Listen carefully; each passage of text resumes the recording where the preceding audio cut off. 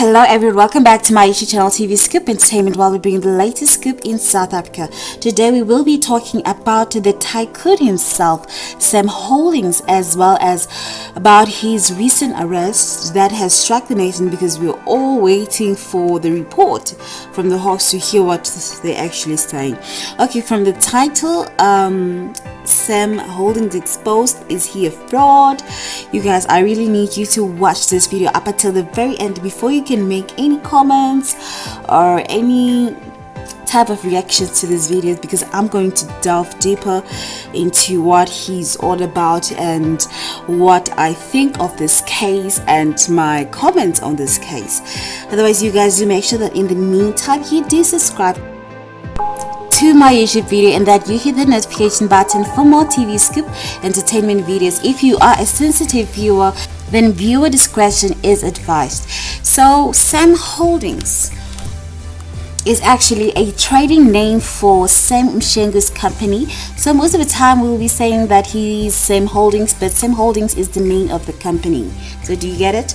Okay, so I'm just gonna touch base on what he's all about, then I will comment on the whole case. Okay, all right. So Sam Holdings, also known as Sam Mshengu, actually his real name is Sam Tshabalala, that's what we know, and he has told us that okay, he's 27 years old. Okay, he's a director, he's based in Mpumalanga. He was born in Makwarela, Venda, and his dad actually died when he was 2 years old, so his mother raised him as a single parent, and it was very tough, you guys. That's what he told us, and that's why he only attended primary school, but then along the way he dropped out of school because it was so hard for her mother to maintain them. So he then mentioned that he started working at a farm where he picked oranges, and then he was promoted to a workshop as a mechanic, and then he was promoted again to drive long distance trucks internationally, you know, doing those deliveries. Then he became an officer controller, issuing instructions and where to deliver the goods that were actually being sold by that company that he worked for. So he even said that he registered his company in 2014. However, when I looked at SIPSI, where the companies are registered, it was actually registered in 2015 October. So yeah, that one, it's not a problem. So he also mentioned that when he started, it was really tough. However, he built up the courage, and he believed in God, actually, that he would actually come through and things would be okay for him. So we also know that he raised money to buy the trucks, and that money came from the commission that he received when, after he convinced the employees to say, okay, can I use some of your trucks because I've got this contract, and it's gonna bring us this much money, and then he would make a commission out of it. And all of a sudden, months went by, I guess even years went by, then he found out that actually, he has about, a couple of millions in his bank account. That's when he actually started to, think about buying the trucks, and then he bought the trucks, and the rest is history.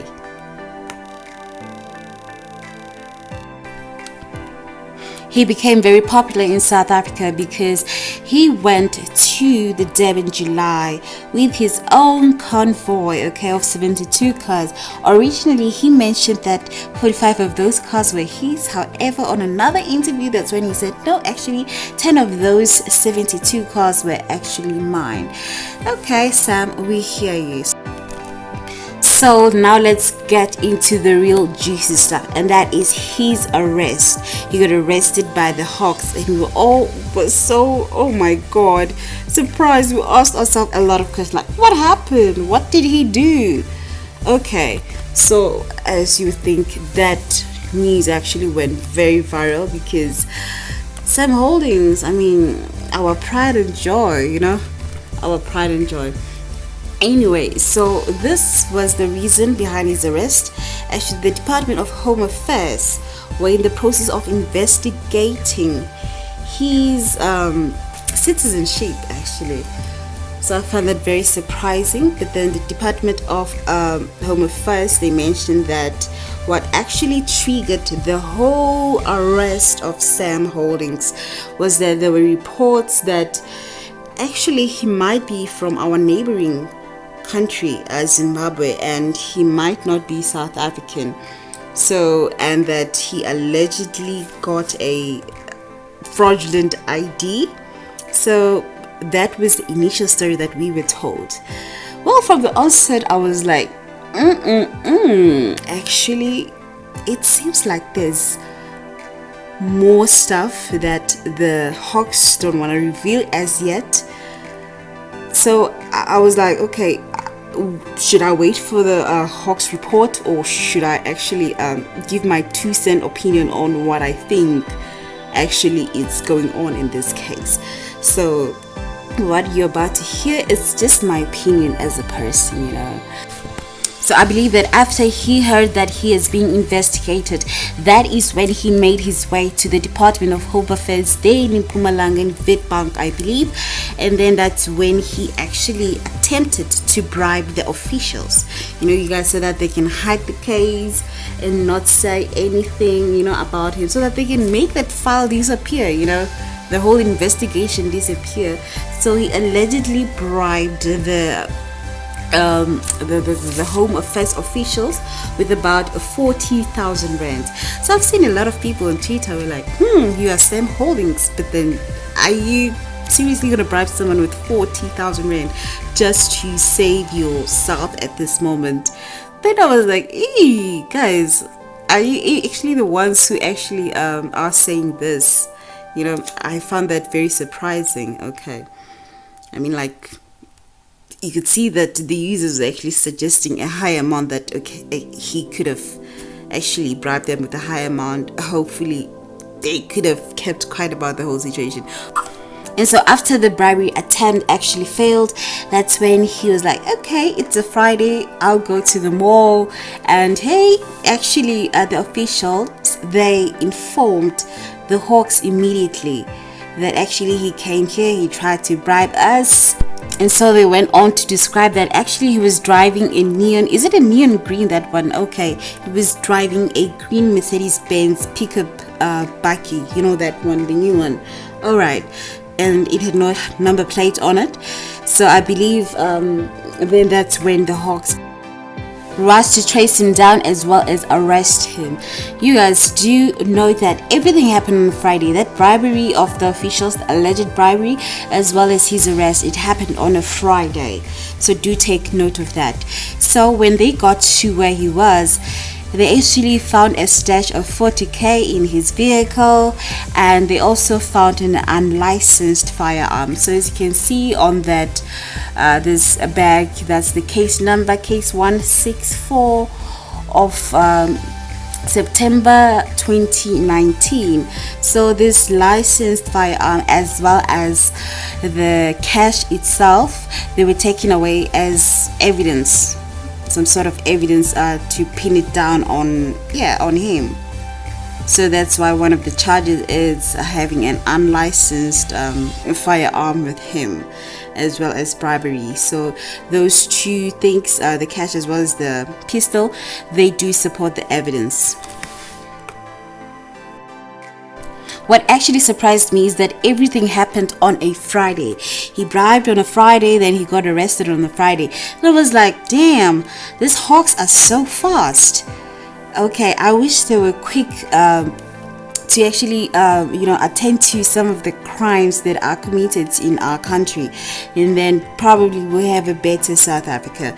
So I then looked at Google Maps to see how far is Home Affairs in Witbank from Highveld Mall where he got arrested. So I can see it's a maximum of 10 minutes depending on which route you're taking. Okay, so all right. So he did not actually go far, further. So he is a local person, and I believe Witbank as well, it's not that huge. I still stand to be corrected, I've never been there, but yeah.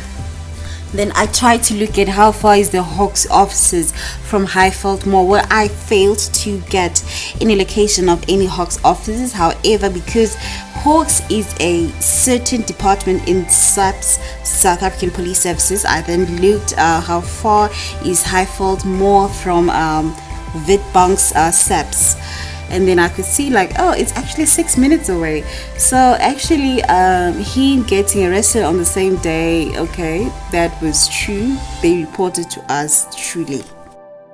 Well, after that, I looked up what the Hawks are all about, because I hear them most of the time, arresting, the high-profile people. However, I did not have like a deeper understanding of what they're all about. So, as you can see on the screen, they're just an establishment, an independent directorate within the SAPS in terms of Section 17C of the South African Police Services. So they are kind of like elite police. So now I got an understanding of what they're all about. So I needed to actually understand why of all the people did they go to arrest Sam Holdings, because a lot of people nowadays, they do fraudulent stuff, and I believe a lot of IDs have been faked. So I mean, how is he different from other people? So that's when I had to look at the mandate of the Hawks and get a sense of what they're all about. I then went to the Hawks website to see what can actually be reported to them, and it's written corruption, theft, fraud, extortion, forgery, uttery of forged documents. And then there's this line at the very bottom that struck me. It says these offenses must involve an amount of 100k or more. Okay, so that bribery actually was just 40k, so it wouldn't as much fall into this category, because it says these offenses must involve an amount of 100k or more. So I was like, okay, what's going on? Because Sim is being charged with number 1, corruption, fraud, carrying an unlicensed firearm, as well as going against the Immigration Act.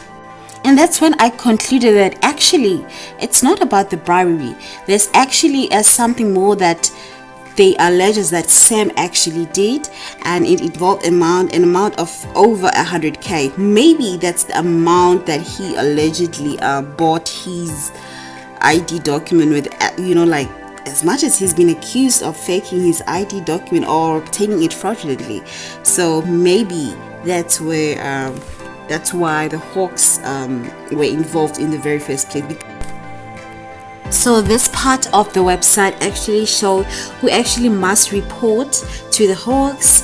It's actually a lot of head of departments. I can see the executive managers of the bank, any person responsible for overall management, the director general, in case of a municipality, all of those. So in this case, I believe the officials of the Department of Home Affairs are the one who reported this alleged ID document fraud. And there's this other part on the very same website of Hawks, whereby it mentions where to report, as well as the responsibility of the reporting person of the whistleblower. So okay, there's a paragraph there that says provide the compulsory critical information to the designated member of the Central Reporting Office as contained in the prescribed form: identification, contact details, position of authority, allegations, details of person involved in the alleged commission of the offense. So as you can see, number 4, it says that whoever is reporting must actually detail out the allegations. So that means that Home Affairs, they have their own report that they concluded, because they couldn't just hand the matter to Hawks. So I just want Home Affairs to issue that allegation report, because we as the public, I believe we do have the right to see actually what the allegations were. Then this part of the website, it shows the roles of the Central Reporting Office within the Directorate for Priority Crime Investigation. So that's actually Hawks themselves. They have to assess that report that they received from Home Affairs. They need to take down the report in the format of the form provided, register the report, allocate a unique reference number. In this case, it's case number 164 of September 2019. They need to allocate the case to the relevant anti-corruption task team for preliminary investigation. So, okay. So there were preliminary investigations. I mean, they could not just have arrested him. So I believe that the investigations might have started right after the 7th July. Allegedly. Okay, now, so let's park what I've just said about the Hawks for now. Let's go back to the case. So he was arrested. He did appear before the magistrate. And then that's when they said, okay, we will postpone it up until Friday. Because Friday, that's when there'll be the bail applications and stuff. So Sam Holding has since been in custody of the Hawks. So that's what we know so far. And we've also been informed that on Monday he actually fell sick. An ambulance had to be called so that he can be taken to a private hospital that cannot be disclosed to the media. So now let's get back to real business. So we were informed just lately, well, according to the source that I looked into, that the prosecutors actually ordered that they freeze the accounts of Sam Holdings on the 12th of September 2019, today. Okay. And I was like, honey, how did we go from an alleged fraudulent ID document to freezing the accounts? I mean, like, those two are very far apart. I mean, like, we have the alleged fraudulent identity document. Now we're going to go into his businesses actually to stop the operation. Basically, when you freeze accounts, you stop the operations. The whole operation stops because as a logistic company, money needs to go out, for the petrols, for other expenses, like paying the workers as well, because it seems like this case is going to go on for such a very long time. So basically his business will actually go down, and then he won't be able to fulfill the contractual obligations that he has with Eskom or other mining companies, since he runs a logistics company. Then I was like, actually there's something fishy happening here. Something very fishy. I don't know what it is, but there's something fishy. The Hawks should just hurry up and issue out that report that they have on Sam Holdings, because initially the lawyer of Sam Holdings was like, you guys have a very weak case. And now I'm starting to believe him. Because now my big question is, on the day that the prosecutor announced that Sam Holdings bank accounts should be freezed, was it the day that Sam Holding was actually charged with corruption, fraud, carrying an unlicensed firearm, as well as contravening the Immigrant Act?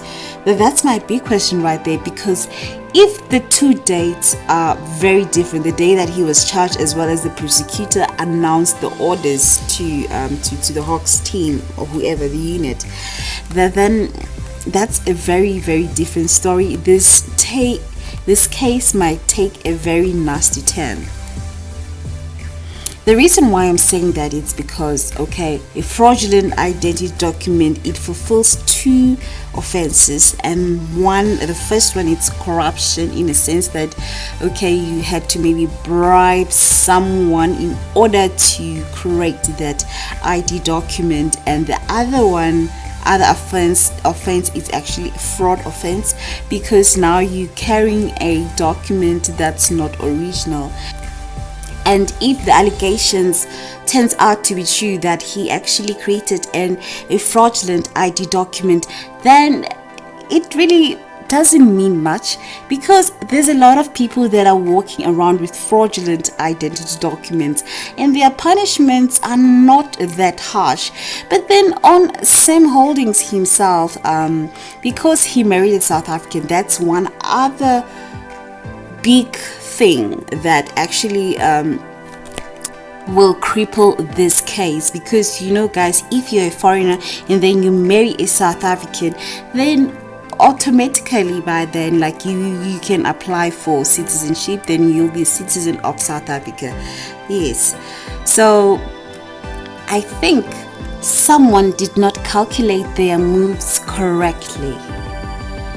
So if the two dates that I just spoke about are very different, the day that the prosecutor actually ordered that the bank accounts should be frozen and the day that he was charged, if they are different, then, as I said, it's gonna take a very nasty turn, because Sam might sue the state for those allegations, for those charges, because as far as I'm concerned, they have allegedly defamed his character, and by them freezing the accounts, they would have affected a lot of big contracts that the company actually are contracted to. I took a look at the Immigration Act for the other charge that he's been charged with, that he is contravening the Immigration Act. And then there's no way where they mention anything that has to do, like, for example, if you obtained your documents fraudulently and then you own this huge business or whatever business, and then should you be found guilty of contravention of this act, then those businesses will be seized or something like this. Nothing like that. There's nothing like that in this act. So that's one other option that Sam Holdings' attorney can bring up, for the fact that the prosecutor had to initiate or to order the Hawks to freeze the bank accounts of Sam Holdings. To me, it shows that in the beginning, they never had a leg to stand on, and they're just realizing it right now, I don't know as to what actually has transpired from the case itself. I don't know how the report looks like. I don't know a lot, but then from my opinion, because I do not have those reports, this is what I think of the case. Okay guys, you remember I told you let's park the Hawks website stuff that I read to you. So now we are bringing them into play. So the prosecutor mentioned that Hawks should actually freeze the accounts of Sam Holdings, and that they actually seize the file that's with Home Affairs, because maybe they're fearing that the evidence will disappear. Okay, allegedly. And so, you guys, listen to me carefully when it comes to this. At first, they allegedly charged him for getting an alleged fraudulent ID document. He as himself, Sam, is an individual. Do you get what I'm saying? And the company is a legal entity. It's a legal person. Like, it's separate from Sam himself. It's separate. Sam Holdings as well as Sam Mshengu or Tshabalala. They are two different persons. I want you to get me on that. So by the prosecutor jumping from one legal person to another legal standing entity, it's really gonna mess this case up. Trust me, it's really gonna mess this case up, because the attorneys of Sam Holdings, the entity now, we're talking about the company now, can bring the fact that the initial report that Home Affairs gave to Hawks had nothing to do with Sam Holdings trading company as a legal entity. Do you get what I'm saying? Guys, I need you to please digest this one. Can you please digest this one? So that would mean that the prosecutor as well as Hawks did not act on a report specifically directed to Sam Holdings Trading Company. Do you get what I'm saying?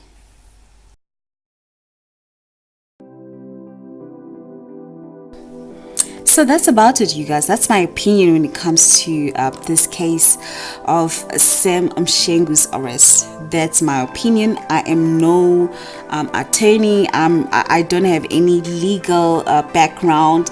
I'm just an amateur like anyone else. I just interpreted the law and I just interpreted the things, the whole case, the way I see it from my point of view.